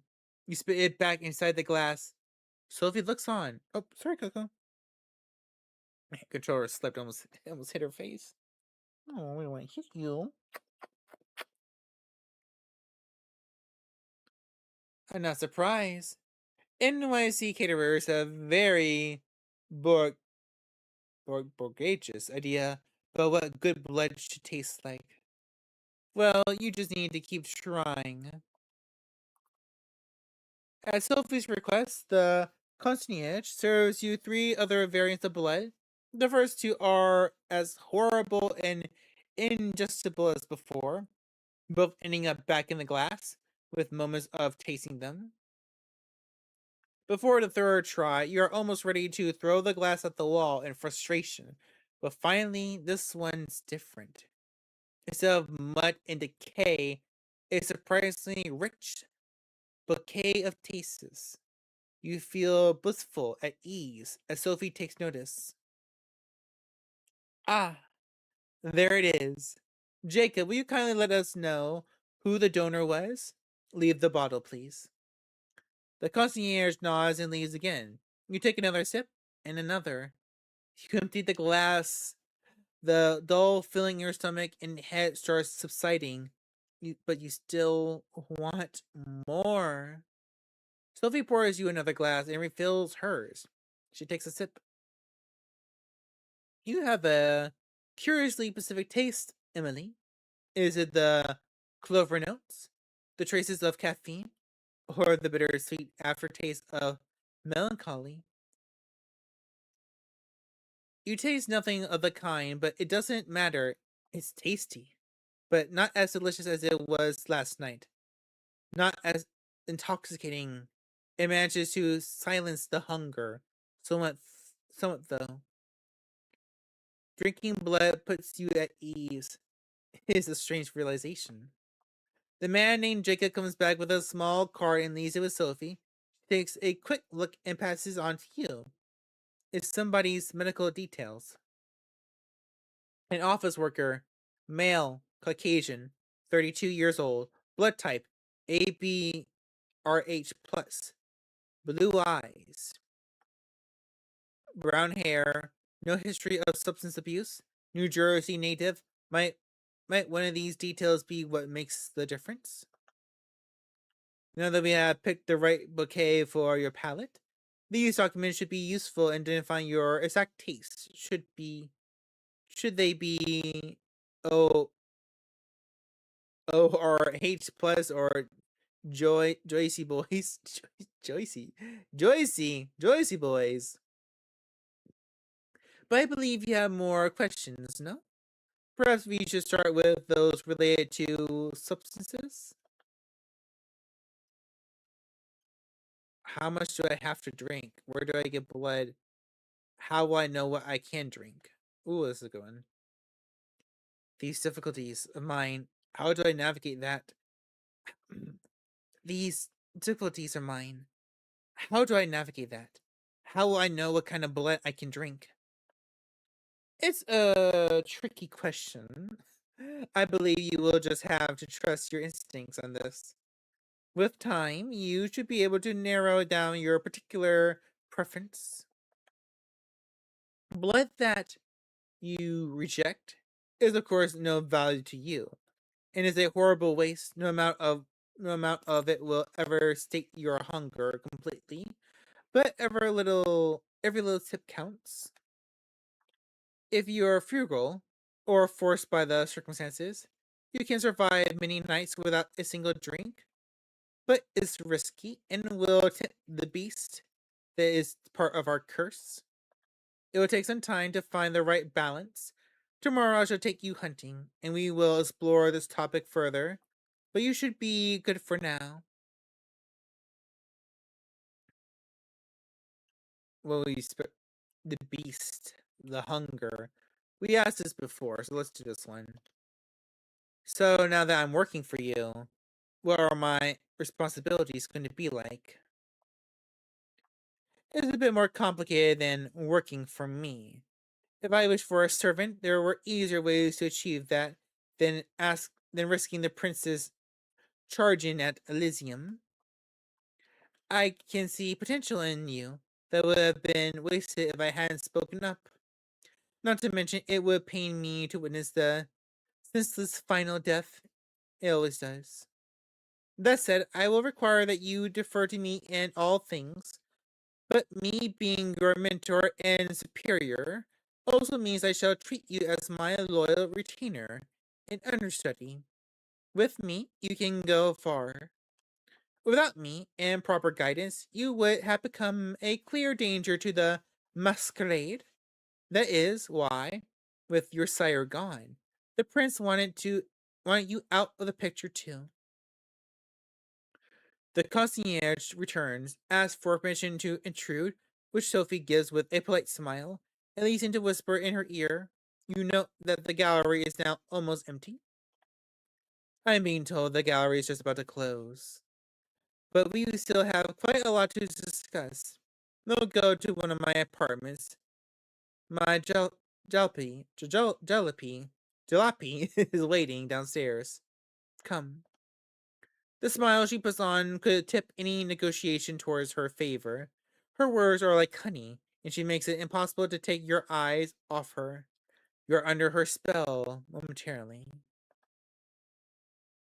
Sophie leads you to a luxurious silver Rolls Royce and invites you to sit in the back. The chauffeur, a broad shouldered, clean shaven, middle aged guy, starts driving immediately. Where did we leave off? Ah, I believe I started telling you a bit more about our customs. You've heard. Oh god, what's happening? You've heard the prince refer to our traditions. The chief among them is the masquerade. As you may have gathered from us assembling a niche gallery after closing time, our coming, goings, and doings tends to be somewhat secretive. We do not advertise our existence. We allow myths and modern fiction to morph and mellow the facts. So do the vast majority of kind we remained. of kind we remain bedtime stories and pop culture icons. Say is the one television show about a vampire. Say, is that one television show about a vampire angel so popular? Unfortunately not. Unfortunately not. Angel's not that popular anymore. But Buffy is. Buffy still is. You just shake your head in confusion. No, you shake your head in confusion. She shrugs and continues talking, looking a little bit more dejected than before.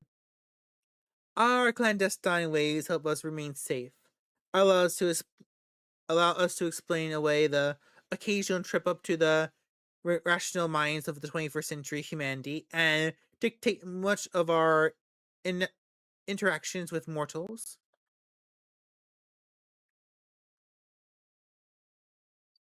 Oh, ah, Coco, what's wrong? You getting up? Ah, dog, what's wrong? Dog, Coco, Coco. Thank you, thank you. I love your kisses. We, I cannot play right now. You wanna go in another room? Wanna go in another room, Mama?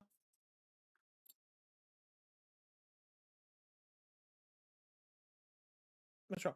What's wrong? Wanna lay down? Wanna lay down? What's wrong, baby girl? What's wrong?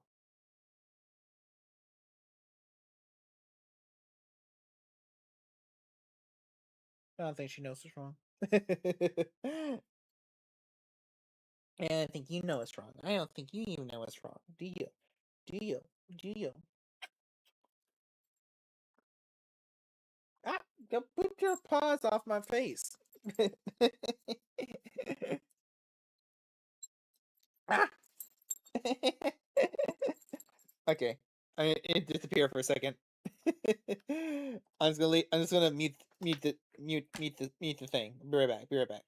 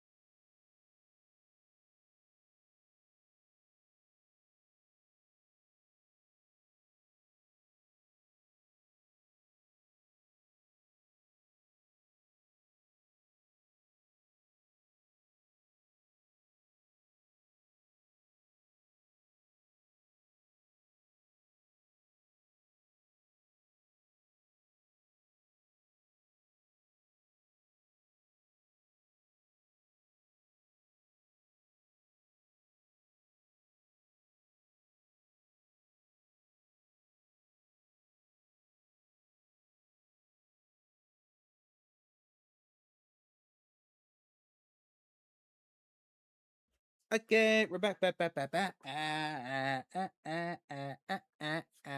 Sure got a drink.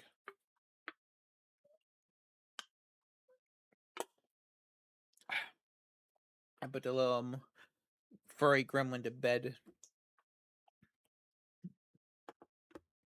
Alright, we're not gonna stream that much longer. I just want to get through this first night. I was hoping to do a much more longer stream, but um technical issues. Technical issues. So what you're saying is who I have become must remain secret. What about my job then? My career is over just like that? Not necessarily. You will need to step lightly. It goes without saying that you will need an explanation for your disappearance, and it will be a few more nights before I let you go it alone. You might be one of the kindred now, but that comes with some caveats. For one, sunlight burns us. That's why we rest during the day. You felt it. More like being dead than being dormant, isn't it? Some more folk friendly threats are just legends, or occasionally a minor nuisance. Garlic, running water, even religious symbols don't repel us, unless the wielder is uniquely pure and godly. Stakes through the heart, though, that's something to avoid. They do not destroy, but they do paralyze, which, under the right circumstance, can often be the same thing. That's a reason to have somebody like my trusted driver, Gregory, making sure you're safe when you drift away. We have many enemies, and they often know their advantage lies with daylight. How can you trust your driver? Ooh. Do vampires watch each other backs? So it's good to keep human friends. Am I right in thinking that having a human friend or two is necessary then? Or at least useful? In moderation. And and best if they don't know your true nature. Also, I would say that subordinates are useful, but friends? I haven't had one of those for many years now. Our little sect supplies social interactions, apparently, but it doesn't really encourage friendships. Alliances of convenience to be broken at a whim. Yes, that's more like it. Long term solidarity does occur in the Carmelia, but we are a very politicized organization by necessity. Loyalty is to your sire is your loyalty is to your sire, to your prince, and to the sect. Friends must remain a distant priority at best for us to maintain the masquerade and thrive as the years pass. With age comes authority. With it comes influence and power, if you wish to reach for them. She seems to be lost in thought and falls silent for a while, leaving you to ponder all the things you've learned tonight. It still feels absolutely unreal, but as piece after piece of knowledge falls into place, excuse me.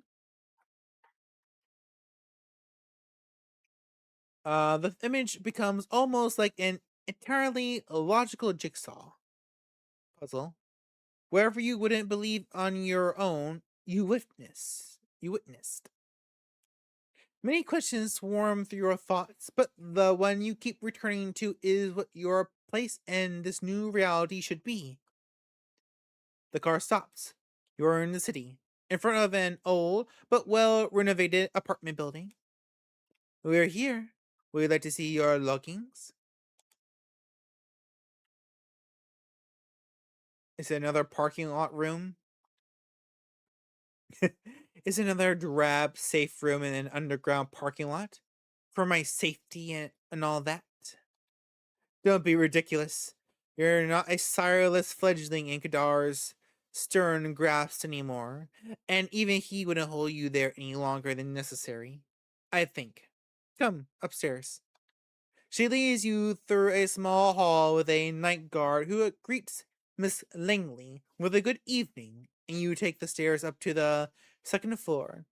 Sophie opens the door to room 209. Hey, it's our same place! Inside are all the eh, eh, eh. Inside are all the amenities you could expect from a modern apartment, and some you wouldn't have deemed necessary just the previous night, including thick blinds on the windows. The back room has a comfortable looking bed and a thick steel door with several sturdy looking locks, but no windows. Well, how do you like it? Well, supposedly I'm a pretty well off lady, and from a big company, so yeah, well enough, I guess. It's probably a downgrade. Won't impress anybody, but it'll do fine, I guess. It has finer qualities you might grow to accept.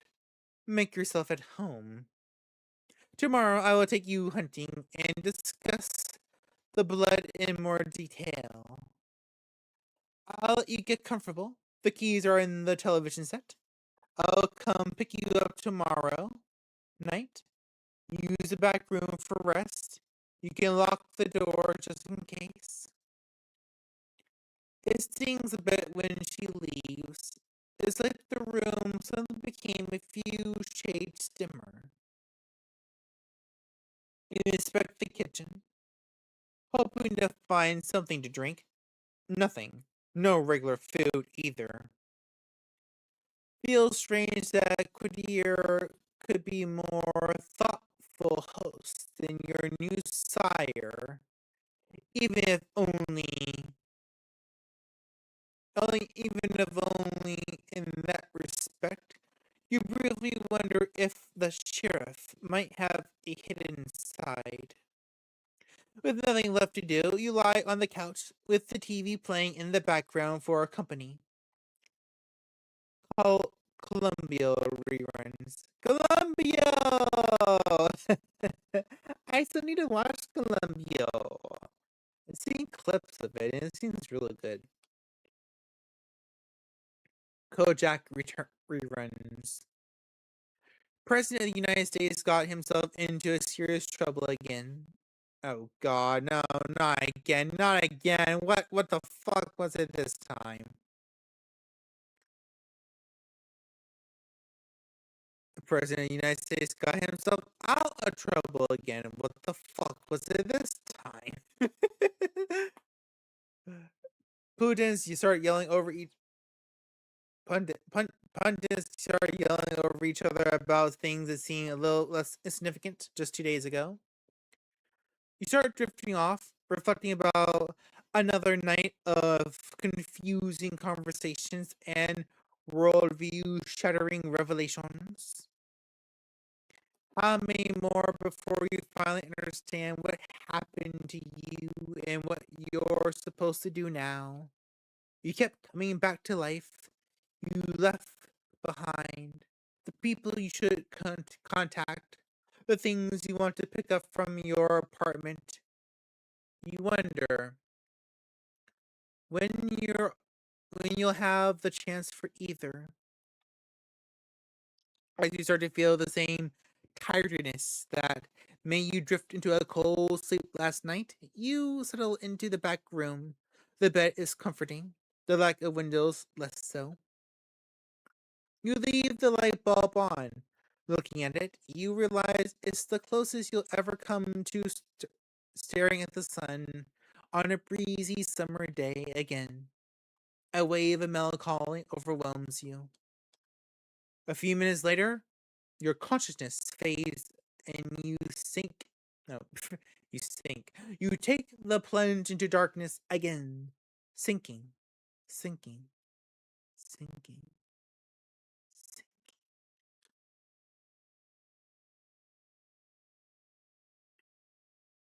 And that was the first, or technically first two nights of our second playthrough of Vampire the Masquerade, Coteries of New York.